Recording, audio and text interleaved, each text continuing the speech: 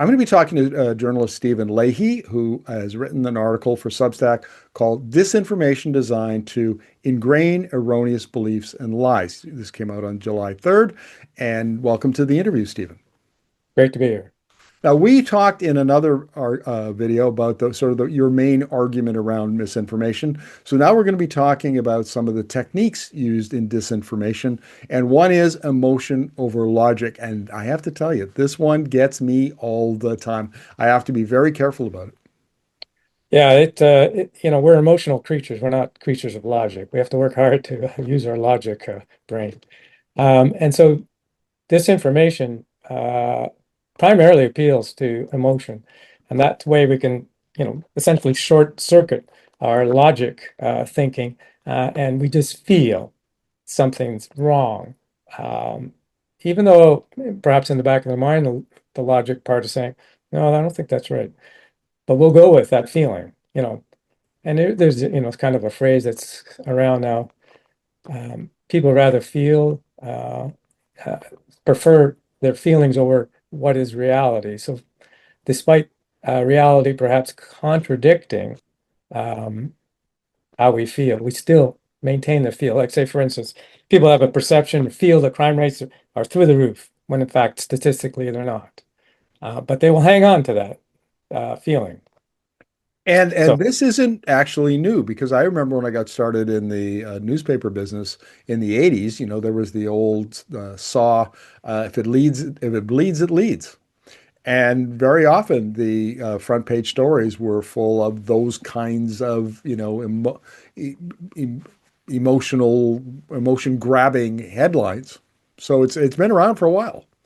yeah, it has. Now it's being manipulated by the folks behind disinformation campaigns for their own agendas. And there's a lot of research on, what kind of ways in which we can activate our emotions. And they employ these research. A lot of it, again, is from advertising. Um, so that you can provoke a response, an emotional response, to get a particular piece of information embedded in somebody's mind, even though it's completely wrong or twisted in a certain way that suits their agenda. What the most effective emotional responses appear to be fear, anger, outrage, and Mhm. those are the ones that get me. I'll see a post, I'll see a meme, and right away I get a very almost like a visceral response to it, and I have to catch myself. I should know better than that. And occasionally I have shared memes that were not correct, and I had to apologize on social media and delete that, post, whatever it was. So even the most diligent of us can get caught up in our emotions, particularly fear, anger, and outrage. Yeah, it's certainly true. None of us are immune to those kinds of things. I mean, and since a lot of social media now has become visual, that provokes, that definitely goes right to the parts of our brain that react to things emotionally. Um, so they can be very powerful. The selection of images, and of course, AI, you can just create any image you want.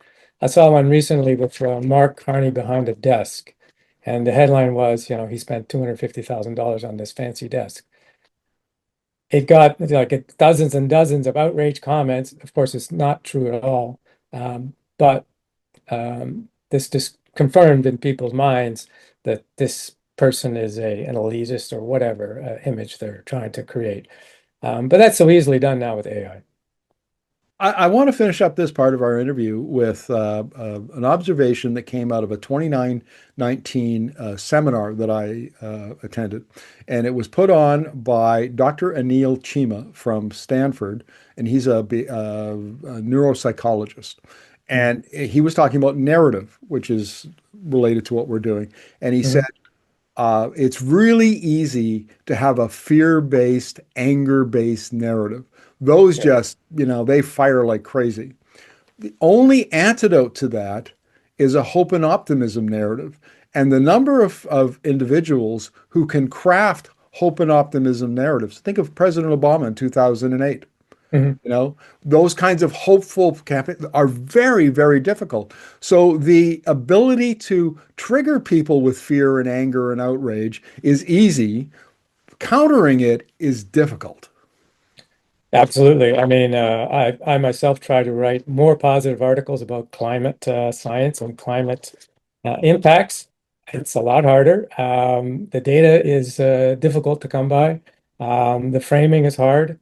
Um, And frankly, the audience appeal, in terms of the numbers, it's less. I mean, we are attracted to things that are we perceive to be, say, danger. That's like a biological thing from our ancient history of being paying attention to things that could be potentially dangerous.